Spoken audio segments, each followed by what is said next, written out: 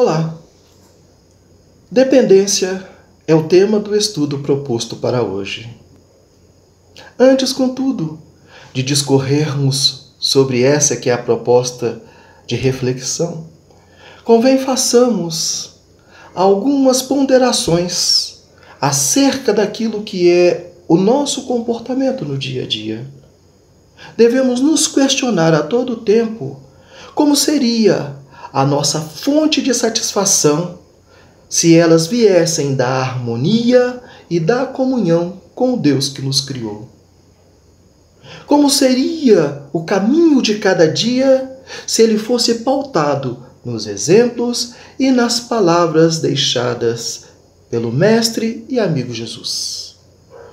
Como seria bom se a luminosidade do sol fosse uma meta para as nossas vidas, demonstrando ao Espírito a sua capacidade de autoiluminação, clareando de forma consciente as diretrizes da nossa vida?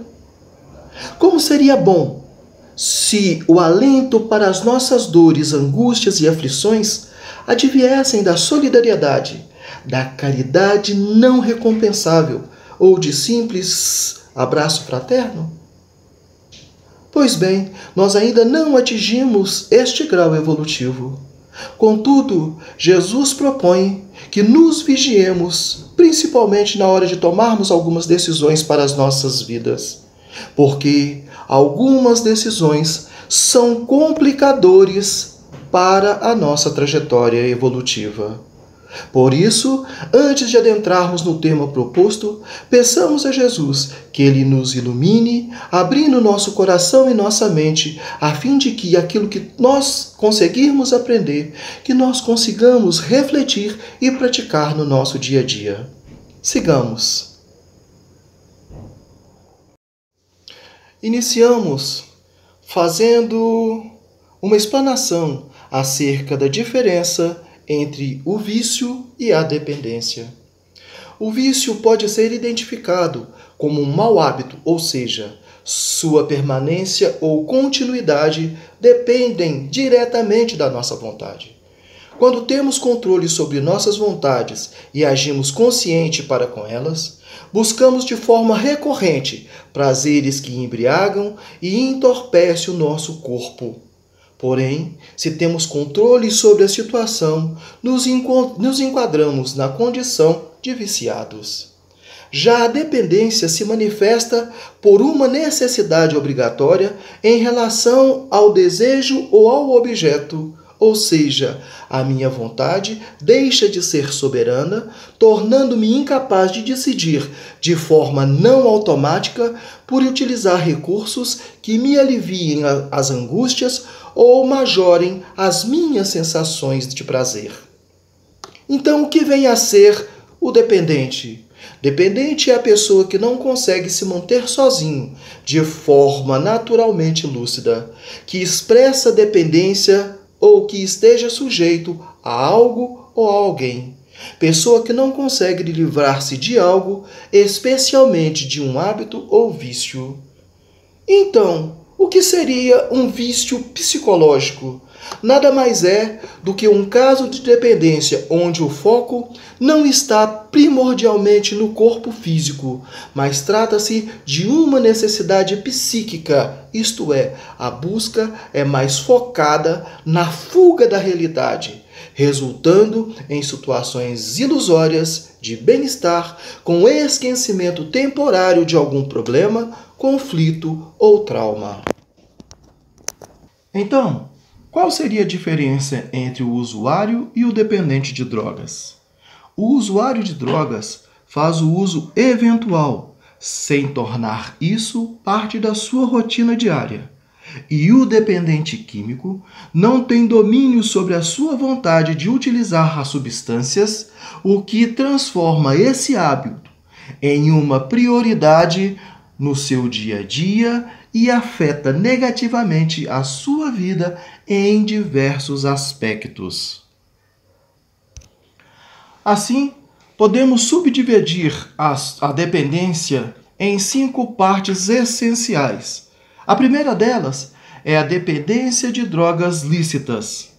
O álcool, devido a seu alto grau de aceitação social, é a droga cuja dependência é mais comum. A facilidade de acesso, a falta de rigor nas políticas públicas, de controle à venda de bebidas para menores de idade e sua presença em ambientes comuns e familiares colaboram a favor dela. Sua utilização abusiva, decorrente da necessidade de aceitação, pressão social, problemas estruturais de família em grupos de convívio ou por curiosidade e prazer, pode comprometer o desenvolvimento cerebral e desencadear comportamentos agressivos. A partir disso, o jovem começa a apresentar desempenho ruim nos estudos e a ter problemas em seus relacionamentos. Em alguns casos, o quadro pode, inclusive, contribuir para o desenvolvimento de transtornos como a anorexia alcoólica. Depois, nós temos o tabagismo ou o uso do cigarro. Em patamar semelhante, encontra-se o tabagismo, pela facilidade de se consumir. No Brasil, segundo pesquisas, 1.800.000 adolescentes entre 12 e 17 anos fumou um cigarro ao menos uma vez, ou seja, mais de 18% da população dessa idade. Responsável pela causa de problemas respiratórios que podem se agravar e resultar em câncer de pulmão, infertilidade e riscos cardiovasculares, o fumante pode buscar aliviar a ansiedade da dependência e ser influenciado pelo seu grupo social. Em segundo lugar, nós temos a dependência de drogas ilícitas. Menos acessíveis à população, as drogas ilícitas, entretanto, chegam clandestinamente aos jovens. Populares em espaços de festas e ambientes universitários, por exemplo, afetam diretamente o sistema nervoso central e são classificadas como estimulantes, depressoras, perturbadoras ou de efeito misto. A ação alucinógena, somada aos estímulos excessivos, faz com que o usuário precise sempre de mais doses e agrava sintomas como ansiedade, insônia e paranoia. Entre as drogas ilícitas mais consumidas pelos jovens encontram-se a maconha, êxtase, LSD, cocaína, heroína, crack e inalantes em geral. Em todos os casos, quanto mais absorvidos, mais nocivos os seus efeitos no organismo. Em terceiro lugar, nós temos a dependência sexual. Dependência sexual é o termo usado para descrever a dependência física, psicológica e emocional a qualquer tipo de atividade sexual. A compulsão sexual ocorre quando o sexo vira dependência. O desejo sexual não deixa de ser um dos componentes para uma vida saudável, já que o sexo traz uma série de benefícios físicos e psicológicos. E seguramente, a maioria das pessoas que estão em um relacionamento vão concordar que quanto mais alto o desejo, melhor.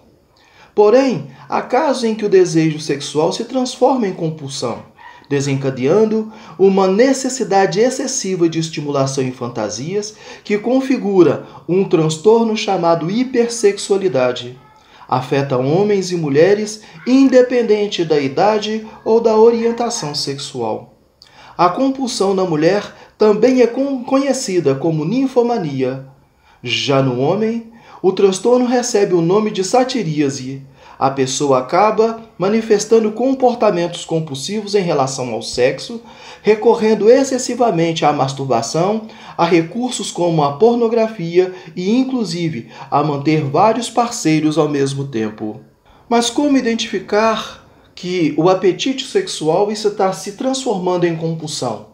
Na hora de responder a essa pergunta, os especialistas explicam que o vício por sexo compartilha características com os demais tipos de dependência. O que inicialmente é algo prazeroso e divertido vai se intensificando, se tornando mais frequente até o momento em que a simples ideia de ser privado do estímulo, no caso a atividade sexual, desencadeia sintomas de ansiedade.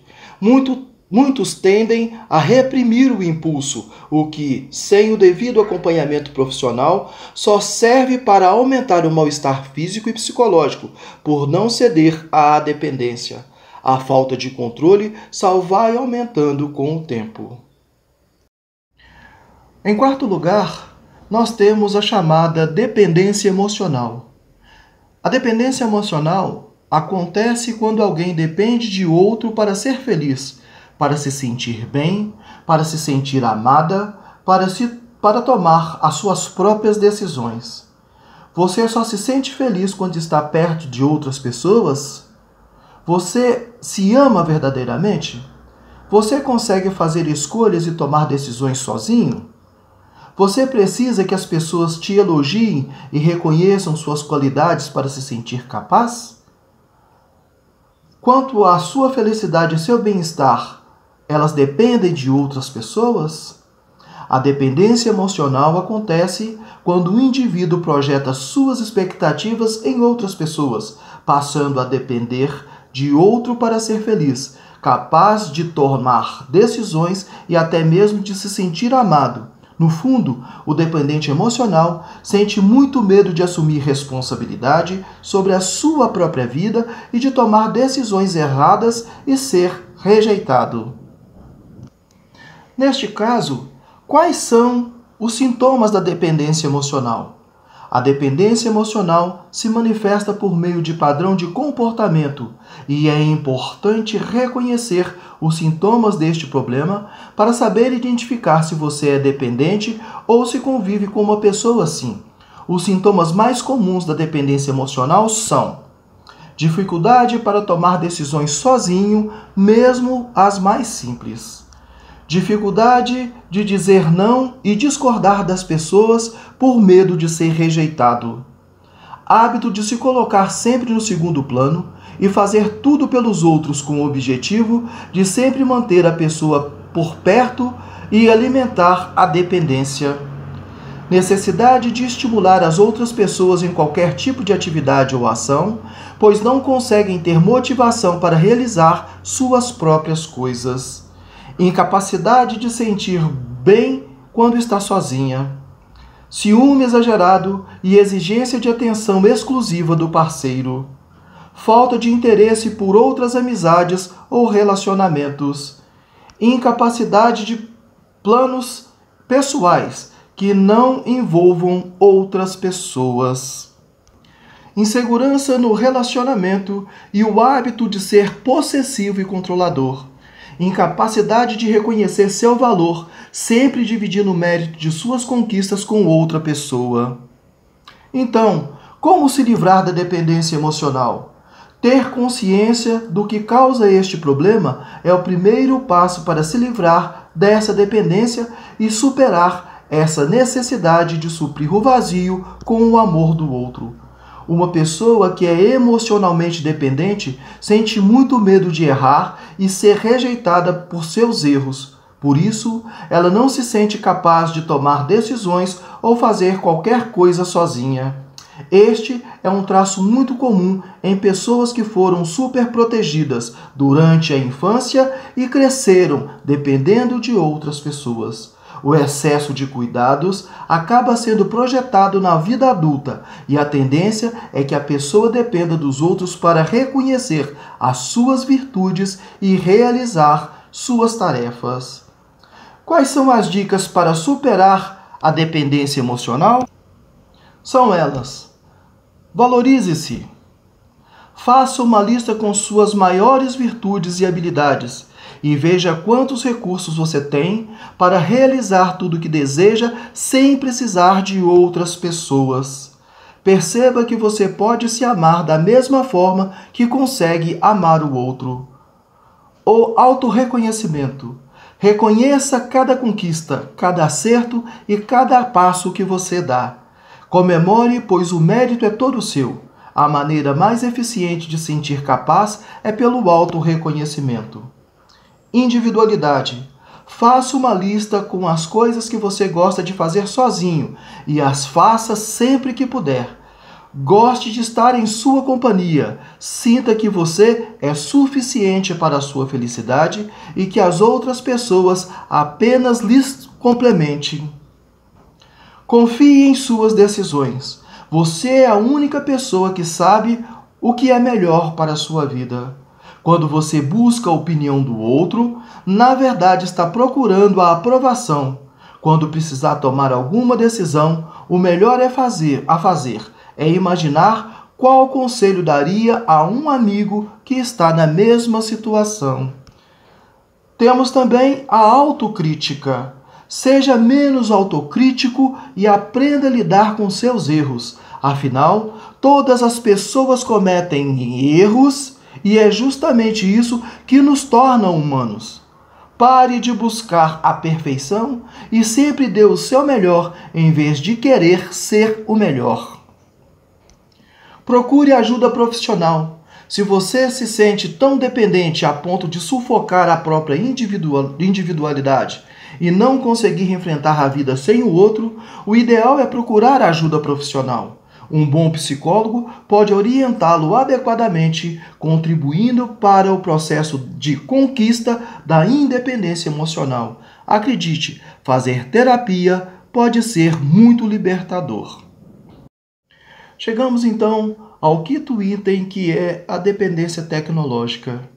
Sendo comum à maioria das idades, com a difusão da utilização de dispositivos móveis e a presença digital, devemos considerá-la na atualidade como dependência de cunho extremamente relevante. Podendo estar relacionada a jogos ou a redes sociais, decorre da falta de controle que o indivíduo tem sobre a utilização que faz dessas plataformas. Assim, desenvolve problemas psicológicos e pode apresentar, entre os sintomas, queda de rendimento escolar, conflitos com família e amigos, agressividade e isolamento social. E existe tratamento para essas dependências? Todas as dependências podem ser tratadas e prevenidas, desde que haja diálogo sobre os vícios e que não sejam banalizadas, tanto na esfera familiar quanto na escolar. Dar às pessoas informações necessárias sobre o tema e apontar a elas os caminhos saudáveis para o seu desenvolvimento são formas de prevenir e orientá-las. Quando algum tipo de tendência ou dependência é constatado, recomenda-se o tratamento psicoterapêutico acompanhado de um médico. Assim, o envolvido pode reverter o quadro e amadurecer como uma pessoa sadia. Assim, do Livro dos Espíritos, da sua terceira parte, que cuida das leis morais, nós pegamos a lei de conservação e extraímos dela a questão 716, onde Kardec pergunta: mediante a organização que nos deu, não traçou a natureza o limite das nossas necessidades? Foi-lhe respondido: sem dúvida, mas o homem é insaciável. Por meio da organização que lhe deu, a natureza lhe traçou o limite das necessidades. Porém, os vícios lhe alteraram a constituição e lhe criaram as necessidades que não são reais. E complementando, nós temos lá da parte da perfeição moral, onde pegamos a questão 917 para complementarmos o que foi dito. O egoísmo é a fonte de todos os vícios, como a caridade o é de todas as virtudes. Destruir um e desenvolver a outra, tal deve ser o alvo de todos os esforços do homem, se quiser assegurar a sua felicidade neste mundo, tanto quanto no outro. E do livro Céu e Inferno, no que tange às penas futuras, os espíritos dizem a Kardec: a maneira de evitar ou atenuar as consequências dos defeitos na vida futura é desfazer-se deles, vícios e dependências na vida presente, reparar o mal para não ter que fazê-lo mais tarde de forma mais terrível. Quanto mais tarde uma pessoa se desvencilha de seus defeitos, mais sofrerá as consequências e mais rigorosa será a reparação. A situação do espírito na vida espiritual é aquela para a qual se preparou na vida corporal. Mais tarde, outra encarnação lhe será dada para expiação e reparação, por meio de novas provas que ele aproveitará mais ou menos por seu livre-arbítrio. Se não aproveitar, será uma tarefa para recomeçar mais uma vez em condições mais penosas, de modo que pode-se dizer: aquele que muito sofre na terra tinha muito a expiar. Os que desfrutam de uma felicidade aparente, apesar dos seus vícios e inutilidades, certamente pagarão em outra existência. É o sentido do que disse Jesus: bem-aventurados os aflitos, porque serão consolados. Sem dúvida, a misericórdia de Deus é infinita, mas não é cega. O culpado que recebe o perdão não está dispensado de reparar os erros, enquanto não satisfaz a justiça, sofre as consequências de suas faltas. Por misericórdia infinita, é preciso entender que Deus não é implacável e que deixa sempre aberta a porta para o retorno ao bem. Os espíritos que sucumbem são geralmente levados a dizer que tinham uma carga acima de suas forças. É um meio de se desculparem para si mesmos e ainda um resto de orgulho. Não querem ter falhado por seu próprio erro. Deus não dá à pessoa além do que ela possa carregar. Não pede a ninguém mais do que pode dar. Não exige que uma árvore jovem dê os mesmos frutos que aquela que já cresceu completamente. Deus dá aos espíritos encarnados a liberdade. O que lhes falta é a vontade, e a vontade só depende deles mesmos. Pela vontade, não há tendência ao vício que não possa ser vencida. Mas quando a gente se realiza seguindo uma tendência, é natural que não se faça esforço para ultrapassá-la. Assim, é preciso debitar em si mesmos as consequências desta falta de esforço. E para enriquecer o nosso estudo, nós extraímos do livro Fonte Viva, ditada por Emmanuel, com psicografia de Francisco Cândido Xavier, a lição 179, denominada Reparemos nossas mãos. Mostrou-lhes as suas mãos. Essa passagem se encontra no livro de João, no capítulo 20, versículo 20. Reaparecendo aos discípulos depois da morte, eis que Jesus, ao se identificar, lhes deixa ver o corpo ferido, mostrando-lhes destacadamente as mãos. As mãos que haviam restituído a visão aos cegos, levantado paralíticos, curado enfermos e abençoado velhinhos e crianças, traziam as marcas do sacrifício. Traspassadas pelos cravos da cruz, lembravam-lhe a suprema renúncia. As mãos do divino trabalhador não recolheram do mundo apenas os calos do esforço intensivo na charrua do bem. Receberam feridas sanguinolentas e dolorosas. O ensinamento recorda-nos a atividade das mãos em todos os recantos do globo. O coração inspira, o cérebro pensa, as mãos realizam. Em toda parte, agita-se a vida humana pelas mãos que comandam e obedecem. Mãos que dirigem, que constroem, que semeiam, que afagam, que ajudam e que ensinam. E mãos que matam, que ferem, que apedrejam, que batem, que incendeiam, que amaldiçoam. Todos possuímos nas mãos antenas vivas por onde se exterioriza a vida espiritual. Reflete, pois, sobre o que fazes cada dia. Não esqueças que, além da morte, nossas mãos exibem os sinais de nossa passagem pela terra. As do Cristo, o eterno benfeitor, revelavam as chagas obtidas na divina lavoura do amor. As tuas, amanhã, igualmente falarão de ti no mundo espiritual, onde, interrompida a experiência terrestre, cada criatura arrecada as bênçãos ou as lições da vida de acordo com as próprias obras. Portanto, meus irmãos, são fatos dignos de relevância e de muita consideração. A dependência química é a razão ou a origem da agressividade e, muitas vezes, das violências físicas e psicológicas. A dependência emocional é a maior causa de depressão e, consequentemente, de suicídios, porque guarda relação direta com a autoestima. E assim, nós concluímos o estudo de hoje, lembrando que uma das chaves para a autolibertação é o conhecimento de si mesmo. Portanto, não tenha vergonha de se autoavaliar. Não tenha medo de buscar ajuda.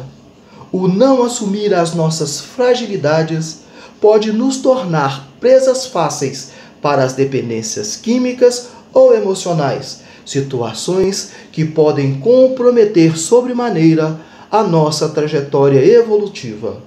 E parafraseando Tiago, a cada um segundo as suas obras.